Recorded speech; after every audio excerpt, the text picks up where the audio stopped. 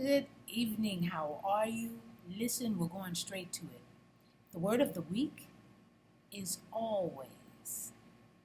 Always. Meet me in Matthew chapter 26, starting at verse 6. I'm reading from the New King James Version, and this is what it says.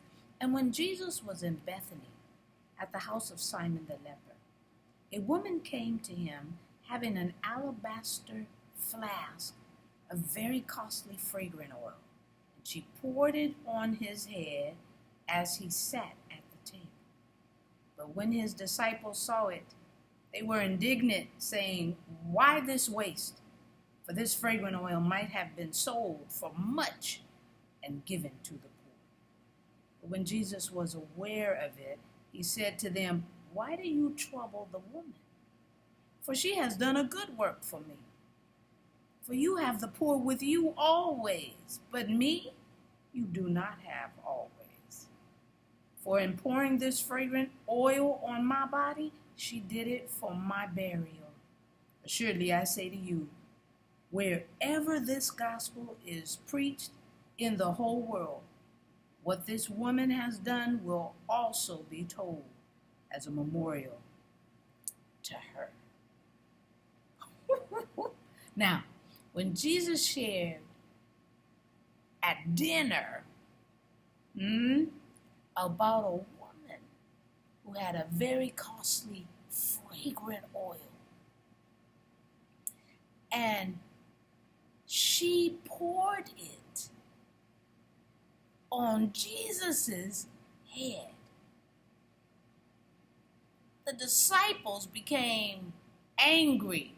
The Bible says indignant for what she did, and shared with her how she just wasted an opportunity to make money.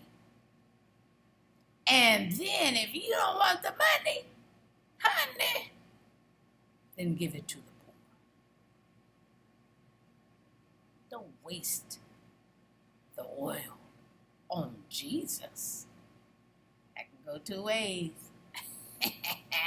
That can go two ways. Don't waste it on Jesus.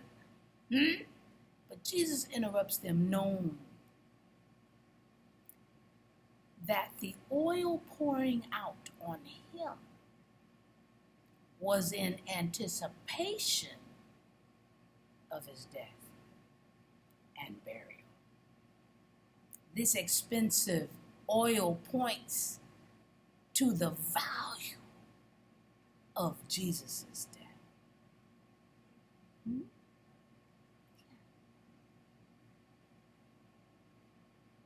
My. Jesus says she has done a good work. You have the poor with you always, but you won't have me. You won't have me living with you always.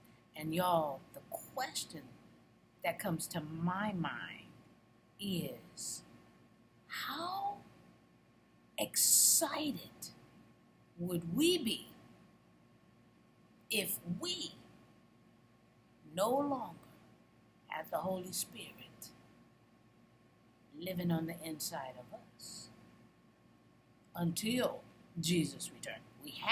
Christians have the Holy Spirit living on the inside of them until Jesus returns. How would we feel if we didn't have that opportunity and they just left us? That's a word to ponder. Because even though Jesus was only talking about they wouldn't have him all the time after his death, he would get up because he had to prove that he was who he is, and then he left the Holy Spirit with us all, those who have accepted him as Lord and Savior. What if we didn't have him always?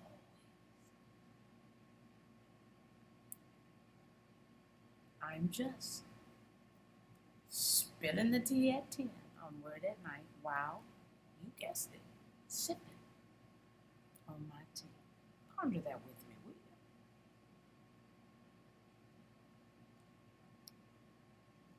you? Let's pray. Gracious Father, we thank you so very much for this word. We thank you that you're giving us something to think about.